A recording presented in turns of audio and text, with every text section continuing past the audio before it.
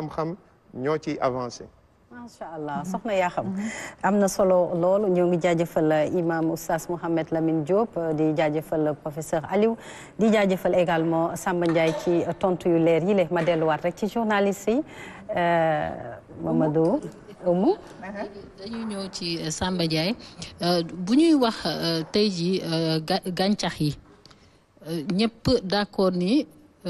am na ay vertu day faj waaye ca nañ koy jëfandikoo fii ci réew mi moo di bu fekkee ni nit ki nga xam ne ni amu ci benn xam-xam moom moo koy daal di jébbal ay nit naan leen ko nii ngeen koy defee wala nalee ngeen koy defee loolu defe naa tamit problème la ci yéen ñi nga xam ne ni en tout cas yéen a ngi ciy yëngu bu yàgg te defe naa sax ci wàllu woowu am na benn projet de loi sax boo xam ne ni defoon nañ ko ci yàgg na tuuti ba ñu adopté ko en conseil des ministres waaye ba tey mu mel ni foofu la toll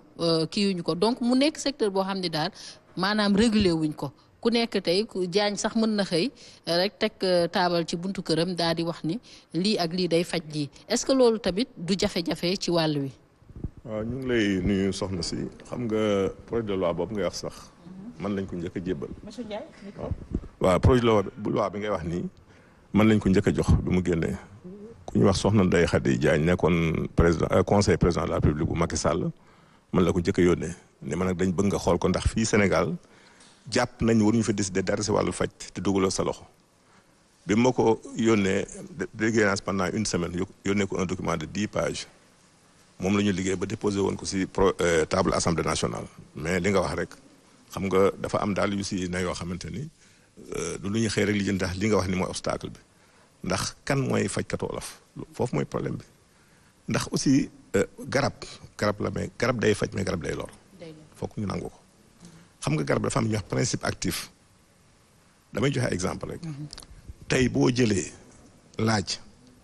dafa am lu ñuy wax AGON ak allicine c'est les principes actifs soo jëlee li ñuy wax poire dafa am acide caféique ak acide chlorogénique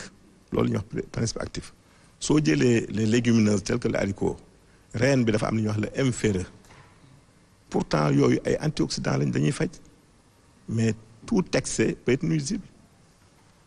nebedaay bii nit ñuy jël tout le temps baax na lool mais dañ la wax boo amee insuffisance rénale ba àgg si benn étape wala nga am insuffisance hépatite waroo ko jël te pourtant nit ñaa ngi ko jël tout le temps laaj li muy baax soo si jëlee lu ëpp day lëndëmal sa bët boo dee wut doom di sëy nekk góor amuloo doom sa sperme am problème ngay jël laaj lu bëri dafay dafay hacher le sperme dafay yokk say jafe-jafe kon garab boo gis am na ay jafe-jafe mais li ma nanguwul léeg-léeg mooy ñu ni li docteur wax na ko léegi sax ñu ne soo jëlee garab of rek da ngay am insuffisance rénale parce que insuffisance rénale leneen la les principales causes sont le diabète, l'hypertension artérielle, la polycystose rénale, les infections sexuellement transmissibles. C'est les premières causes. Mais nit ça ne veut pas dire que naan nga garab sax xëy na mu daw si biir wala dara que mën na yàq say rein non rein beneen affaire la. dafa am un processus bu gudd bu muy jaar. loolu xam nañ ko. mais ak lu mën a dem c'est un domaine boo xam ne dañu ko war a organiser. ñi siy yëngu aussi ñu wax natt leen xool leen ndax lii ñuy wax xam nañ ko mën nañ ko. teg nañ ko si yoon loolu am solo la. waaw man fu may ñëwee mooy c'est certes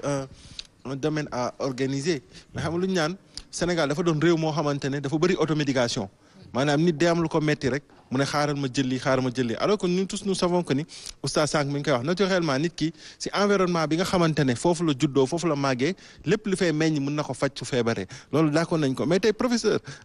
tey suñu ñëwee tey constaté que ni. La nature a horreur du vide quand on voit le nombre de nit ñi nga xamante ne dañuy jaay garab si bopp ko ñi si mbedd yi si angle yi tey est-ce que ñun Sénégal def nañ ay jéego pour mën sur le plan de la recherche même pour mën a proposer à la population des médicaments yi nga xamante ne day répondre si maladies yi nga xamante ne moo gën a chronique. waaw si wàllu boobu je pense qu'il y a suffisamment de recherche hein par exemple bu dee université Cheikh Anta depuis indépendance jusqu'à présent il y a des recherches qui se font. Il y a des découvertes, il y a également des formulations de médicaments, mais seulement du point de vue réglementaire. Jusqu'à présent, au Sénégal, il y a une loi qui a autorisé de mettre sur le marché des médicaments à base de plantes. Mais il y a des textes qui sont en cours de rédaction. peut-être que d'ici 1 an, 2 ans, dina génn. Mais il y a beaucoup de recherches qui ont été faites quand même sur les plantes médicinales et qui ont abouti à des médicaments. Mais médicaments, malheureusement, jusqu'à présent, législation, puisque suivre, les médicaments qui sont sur le marché. Par exemple, nous avons un garab bu naan sirop de guerre pour socc et am na étude yëpp yu ñu def yëpp déploiement pour wàllu wane ni day faj socc wane ni du lore te établir également ban dose lañ ko mën a utiliser. Mais puisque amagul législation boo xam ne mën nañu permettre ñu teg ko sur le marché mënatuñ ko teg sur le marché mais bëri na ay laboratoires yu bëri na ay chercheurs yoo xamante ne liggéey nañ ci wàllu gàncax ba gis ay résultats yoo xamante ne législation rek la ñuy xaar ku leen accompagner ñu mun a produire ay médicaments yoo xam ne ci gàncax yi la jógee. te docteur loolu warul jafe ndax même OMS tey jile wax na réew rawatina réew yi nga xam ne ni am na ci ay population yoo ba tey pour ñu accéder ci ay soins problème la. ñu ne réew yooyu war nañu gën a liggéey ci wàllu lépp loo xam ne ni ay gàncax la wala médecine traditionnelle donc loolu ci réew mu mel ni Sénégal je pense que warul jafe pour tey jii loolu yëpp ñu réguler ko waaye tamit bu am loo xam ne ni cadre juridique boo xam ne ni daf koy accompagner. Effectivement OMS moom yàgg na sonj surtout les pays sous-développés. Ouais. Pour ñu exploiter bu baax meññeent yi ñu am ci seen réew. pour di ko def ay garab ñoom gis nañ ne ñu gën a bëri ci population ci yenn dëkk yi ci garab yow la ñuy utiliser pour faj seen jàngoro. Donc loolu moo tax muy promouvoir la médecine traditionnelle. Mais également promouvoir le fait que ñu mën a defar suñuy garab jëlee ko suñuy gàncax. Parce que boo xoolee Sénégal ñaata milliards lay débloqué chaque année pour di jënd ay garab à l'extérieur du Sénégal. C'est au moins plus de 20 milliards je pense par année. Loolu am na man bu ñu mën a capter. ci ay garab yu simple yoo xam ne mën nañ ko def